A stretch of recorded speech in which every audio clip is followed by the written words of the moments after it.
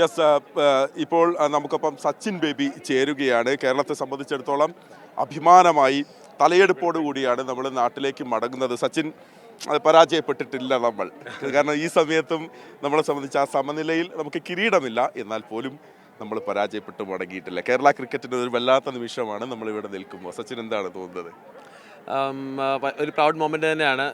നമ്മൾ ഇങ്ങനത്തെ ഒരു പ്രസ്റ്റീജിയസ് ടൂർണമെൻ്റ് ഫൈനൽ കളിച്ച് ഇതുവരെ നമ്മൾ ഒരു റണ്ണേഴ്സ് അപ്പ് ആയി.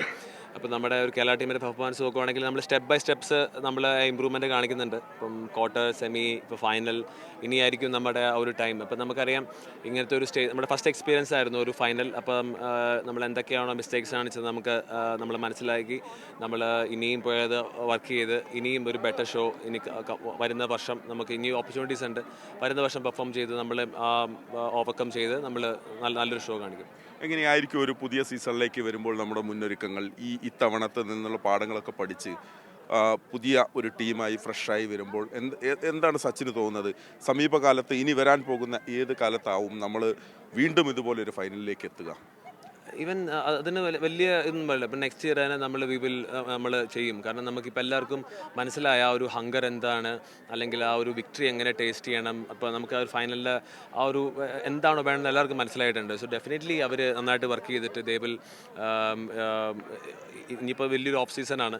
ഇനിയിപ്പം അടുത്ത സീസൺ സ്റ്റാർട്ട് ചെയ്യുന്ന ഒക്ടോബറിലാണ്. അപ്പോൾ ഓൾമോസ്റ്റ് ഒരു 6 months ഉണ്ട്. അപ്പോൾ ആ 6 months നന്നായിട്ട് ഹാർഡ് വർക്ക് ചെയ്തിട്ട് തിരിച്ചു വന്ന് നമ്മൾ അടുത്ത രഞ്ജി ട്രോഫി മത്സരം തൊട്ട് നമ്മൾ നമ്മുടെ ഒരു ഈ ഒരു കേരള ടീമിൻ്റെ ഒരു ബെറ്റർ വേർഷൻ നമ്മൾ അടുത്ത വർഷം കാണിക്കും. സച്ചിൻ ബേബി 98 നിൽക്കുന്നു.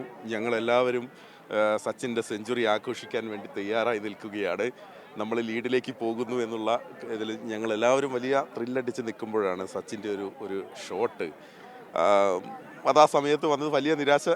സ്വാഭാവിക സച്ചിന് അറിഞ്ഞിട്ടുണ്ടാകുമല്ലോ. എന്താണ് ആ നിമിഷം സംഭവിച്ചു പോലെ? അപ്പോൾ അല്ല, അതല്ല, നമ്മൾ എല്ലാവരും പറയുന്ന പോലെ നമ്മൾ ആരും ഔട്ടാവാൻ വേണ്ടി നമ്മൾ ഒരു ഷോട്ടും നമ്മൾ കളിക്കത്തില്ല. എപ്പോഴും നമ്മൾ ഇപ്പം ആ 98 റൺസ് വരെ എങ്ങനെ കളിച്ചോ അപ്പോൾ അതുപോലെ തന്നെ മുന്നോട്ട് പോകണമെന്ന് തന്നെയായിരുന്നു. കാരണം നമ്മൾ ആ മൊമെൻറ്റിൽ പറ്റിയ ഒരു മിസ്റ്റേക്കാണ്. അപ്പം ഞാൻ അക്സെപ്റ്റ് ചെയ്യുന്നു. ആസ് എ ലീഡർ നമുക്കത് ഒരു ബ്ലെയിമോ ഒന്നും എടുക്കാൻ പറ്റില്ല. അപ്പോൾ കംപ്ലീറ്റ്ലി എൻ്റെ മിസ്റ്റേക്ക് തന്നെയാണ്. പക്ഷേ ഞാൻ പറ്റില്ല, അതിനുശേഷവും നമുക്ക് we were in the game. നമ്മൾ ഗെയിമിലുണ്ടായിരുന്നു. അപ്പം ഇപ്പം നമുക്ക് ഫിംഗേഴ്സ് പോയിന്റ് ചെയ്യുവാണെങ്കിൽ നമുക്ക് എല്ലായിടത്തും നമുക്ക് കുറേ ചെയ്യാൻ പറ്റും. പക്ഷേ നമുക്ക് ഗ്രോ ചെയ്യണമെങ്കിൽ വി ഷുഡ് അക്സെപ്റ്റ് ചെയ്യണം, നമ്മൾ അതിൽ നിന്ന് ലേൺ ചെയ്യണം, നമ്മൾ ഗ്രോ ചെയ്യണം. അത് മാത്രമാണ് അപ്പം ഒരിക്കലും നമ്മളിപ്പോൾ ഒരു ടീം വിൻ ചെയ്യുമ്പോഴത്തേക്കും ഫുൾ ക്രെഡിറ്റും ആ ഒരു ക്യാപ്റ്റന് വരുമ്പോഴത്തേക്കും വെൻ യു ലൂസ് ഓൾസോ നമ്മൾ ആ ഒരു ക്രെഡിറ്റ് എടുക്കണം. കാരണം അതാണ് എൻ്റെ ചേട്ടന്മാർ എന്നെ പഠിപ്പിച്ച ഒരു കാര്യങ്ങൾ. അപ്പോൾ നമുക്ക് ഒളിച്ചുവിടാൻ സാധിക്കില്ല. അപ്പോൾ നമ്മൾ ഇപ്പം ആ മിസ്റ്റേക്സ് ഒക്കെ കാണിച്ചുകൊണ്ടാണ് നമ്മളിപ്പോൾ ഈ ഒരു സൈഡിൽ വന്നത്. ഞാനിത് ചോദിക്കാൻ കാരണം സച്ചിൻ ആ പ്രസന്റേഷൻ വേദിയിൽ പറയുന്നുണ്ടായിരുന്നു, അതുകൊണ്ടാണ് എടുത്ത് ചോദിക്കുന്നത്. അല്ല, അത് നമ്മൾ ലേൺ ചെയ്യണം, നമ്മൾ അക്സെപ്റ്റ് ചെയ്യണം. അപ്പം നമ്മൾ ആരും ആ ഒരു അനപൂർവ്വം ഒരു മിസ്റ്റേക്കും ആരും കാണിക്കത്തില്ല. അപ്പം നമ്മൾ അക്സെപ്റ്റ് ചെയ്ത് മുന്നോട്ട് പോയി നമ്മളതിൽ വർക്ക് ചെയ്തിട്ട് വീണ്ടും, കാരണം ഇത് ഒരു അവസാനത്തെ ഒരു രഞ്ജി ട്രോഫി അല്ലല്ലോ, ഇനിയും ഉണ്ടല്ലോ. Will come back. അതാണ്. അപ്പം നമ്മൾ വിദർഭ കടുത്ത എതിരാളികളാണ്. ഒറ്റ മത്സരം പോലും തോൽക്കാതെ എത്തിയ ടീമാണ്. കരുൺ നായർ, നമ്മൾ ഇത് തുടങ്ങുന്നതിന് മുൻപ് കരുണും ഞാനും സച്ചിനിൽ നിന്ന് സംസാരിച്ചപ്പോൾ നമ്മൾ പറഞ്ഞാൽ കരുണിനെ കുറിച്ച് സച്ചിൻ തന്നെ പറഞ്ഞു കരുണിൻ്റെ ഒരു പ്രകടനം നമുക്ക് വലിയ വെല്ലുവിളിയായി.